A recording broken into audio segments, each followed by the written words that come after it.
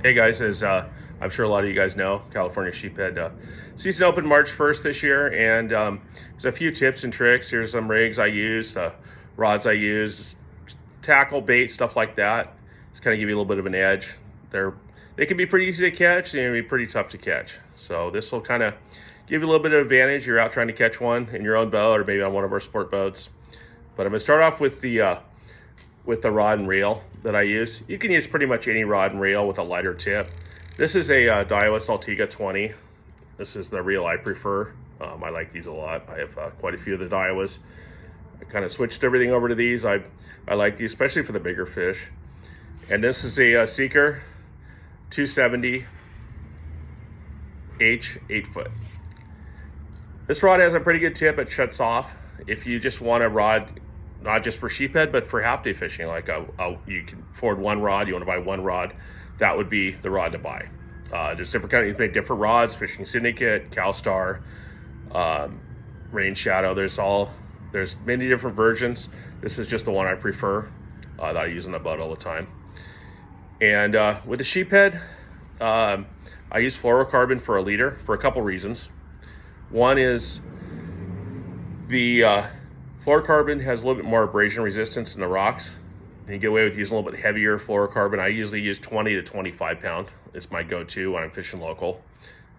Areas that get hit a lot, fish that see a lot of bait, a lot of hooks, usually 20 or 25 pounds the best. It's a real simple rig. You just take your mono and your fluorocarbon, you put it together so you got it like that. You want to leave a little bit of a tag in down here, and you just take this and make a loop with your two lines, and then just run the bottom two through the loop 3 times. It's 1, 2, and 3. You can wet this if you want, and just pull it tight so you can have two ends. So you're gonna take the top, you're gonna cut the top tag end. Don't cut it too close to the knot. Leave about a half an inch or so. Just cut that off so you're left with the bottom tag end and your leader, your fluorocarbon leader. You want to use, I use anywhere from 2 to 4 ounces. If I'm fishing under 40 feet of water and there's not much current, I'll try and get away with 2 ounces if I can. The less weight you use, usually the better off. So I'm just going to take the sinker and I'm going to tie it on this little tag end right here. Leave a little bit of line and go around about 4 or 5 times, and then through the bottom loop that you just made, putting the line through the sinker, and just pull it tight.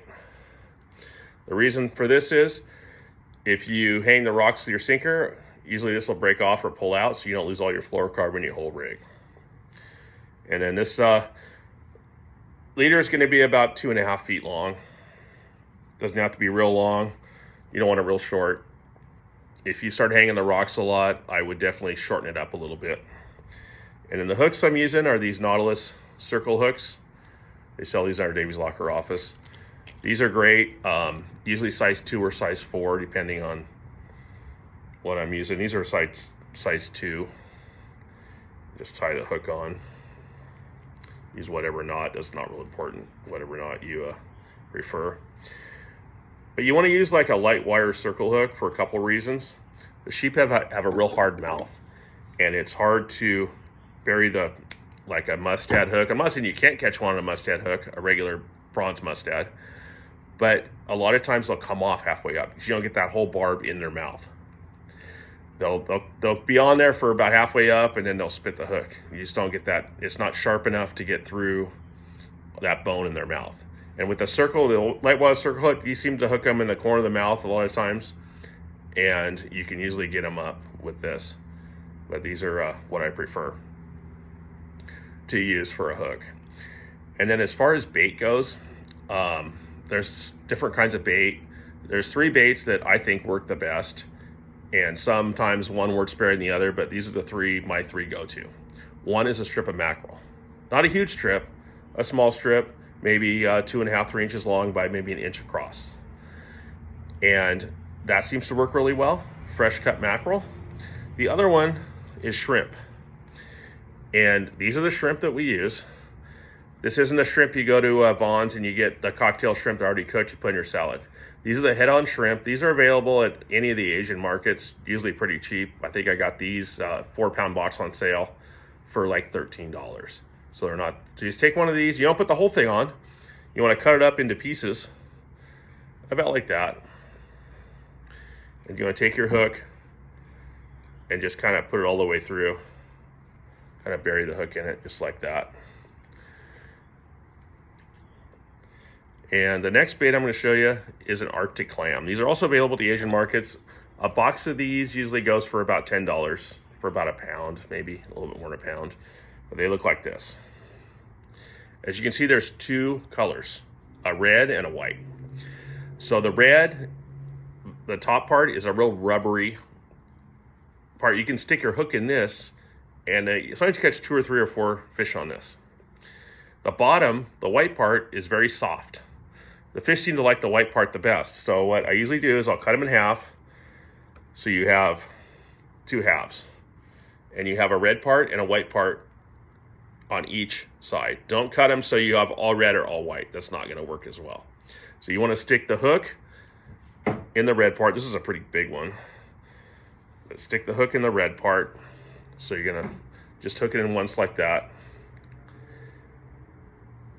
If you just have the red part on, if they're really biting, they might still bite it, but they like the white part. But the hook won't stay in the white part, so you gotta have both, usually. And if you're fishing a mackerel strips, hook it on a couple times. It's not real important. And then just because you're fishing with these baits doesn't mean you're not gonna catch anything else. I caught a big trigger fish last week on the shrimp. You catch the bass, you catch sheephead, you catch trigger fish, pretty much anything that's down there. You catch halibut sometimes on the shrimp or the clams. Catch whatever's down there, we'll eat the clams or the shrimp.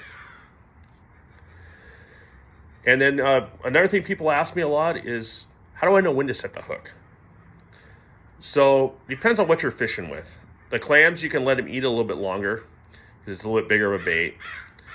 Kind of what I usually do is a lot of times when you're fishing this stuff, you're going to get a lot of perch bites, especially in shallow perch, maybe a whitefish. You get little tiny bites. And that's just something else messing with it. Just kind of leave it down there. The clams have a little more margin of error. You can get a couple of bites, a couple of hook sets out of one, and probably still have some on the hook. The shrimp, pretty much once you set the hook, it's done.